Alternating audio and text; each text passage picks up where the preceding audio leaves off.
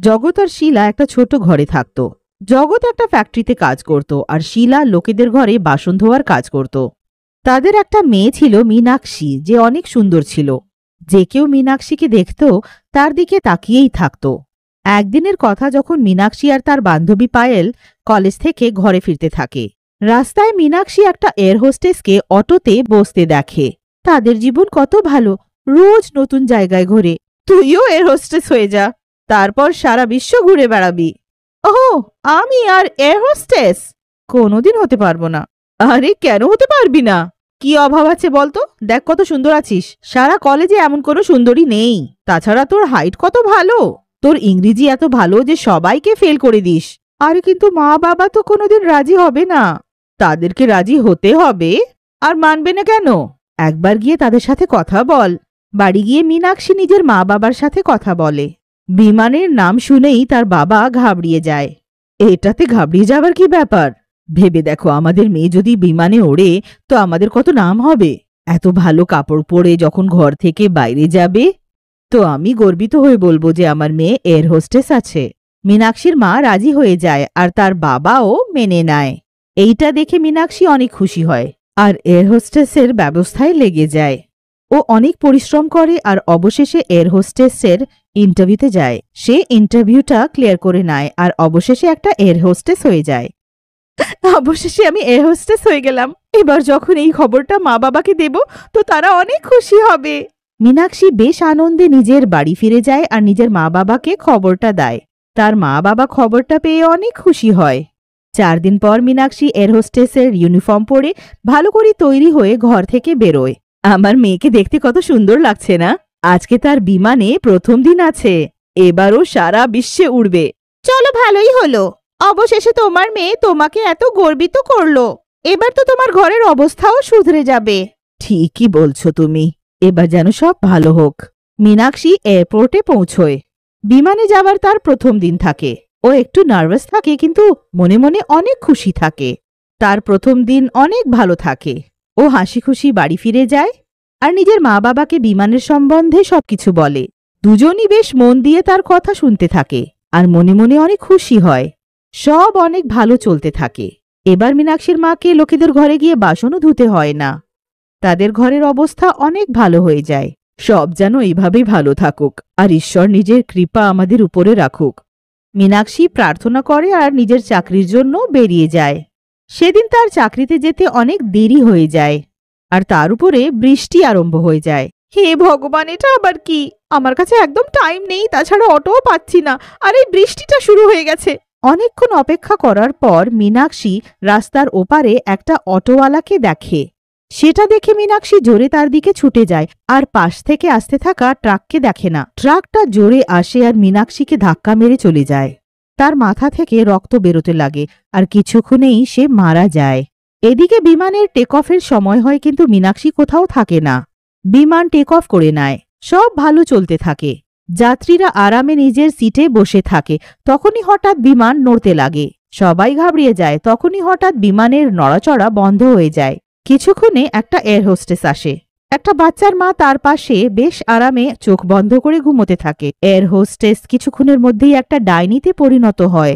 বাচ্চাটা তাকে দেখে অনেক ভয় পেয়ে যায় আর জোরে চিৎকার করতে লাগে। বাচ্চাটার চিৎকার শুনে তার মা উঠে যায়।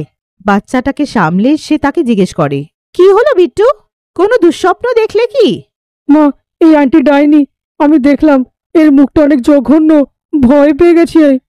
বিট্টু এইভাবে কাউকে বলে না। চলো আন্টিকে সরি বলো।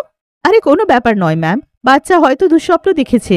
আরে মীনাক্ষী, তুই তো আজকে আসিসনি, তবে এখানে কি করে? আমি এসেছিলাম, তুই হয়তো আমাকে দেখিসনি। মীনাক্ষী ওখান থেকে চলে যায়। নিধির ঠিক করে মনে থাকে যে মীনাক্ষী আজকে আসেনি আর সে অবাক থাকে যে মীনাক্ষী একটা চলন্ত বিমানে কি করে চলে এলো। নিধি এই সম্বন্ধেই ভাবতে থাকে। তখনই হঠাৎ বিমান আবার ঝাঁকুনি খায়। এটা আবার হচ্ছে কি? আমাকে গিয়ে দেখতে হবে। কেউ বুঝতে পারছিল না যে বিমানটা বারবার ঝাঁকুনি খাচ্ছে কেন। সবাই অনেক চিন্তিত থাকে, কারণ প্লেনে কিছু খারাপ থাকে না, তবে এটা হচ্ছে কেন? নিধি প্লেনের পাইলটের কাছে গিয়ে জিজ্ঞেস করে যে এটা বারবার হচ্ছে কেন, কিন্তু তারা কোনো উত্তর দেয় না। পাইলটের ব্যবহার তার একটুও ঠিক মনে হয় না আর সে অনেক চিন্তিত হয়। সে যখন অন্য এয়ার হোস্টেসকে গিয়ে এটা বলে যে তাদের পাইলট মিস্টার রান্ধির আজব ব্যবহার করছে, তো সেই এয়ার হোস্টেস এটা শুনে অবাক হয়ে যায়। মিস্টার রান্ধির তো ছুটিতে আছেন, আজকে অন্য কেউ এসেছে। দুজনে যখন ভেতরে গিয়ে পাইলটের চেহারা দেখে তো সেটা মিস্টার রন্ধির নয়, বরং অন্য কেউ থাকে। আপনি কে? আপনি তো আমাদের পাইলট নন। নিজের জায়গা থেকে কেউ যদি নড়ে, এই বাচ্চাটাকে নড়িয়ে দেবো। চল চল, ওই জায়গায় গিয়ে বস, চল চল। সব এয়ার হোস্টেস একদিকে ভয়ে দাঁড়িয়ে যায়। তখনই ওখানে মীনাক্ষী আসে। বাচ্চাটাকে ছেড়ে দাও, আমি বললাম বাচ্চাটাকে ছেড়ে দাও। লোকটা বাচ্চাকে ছেড়ে মীনাক্ষীর গলা ধরে নেয়।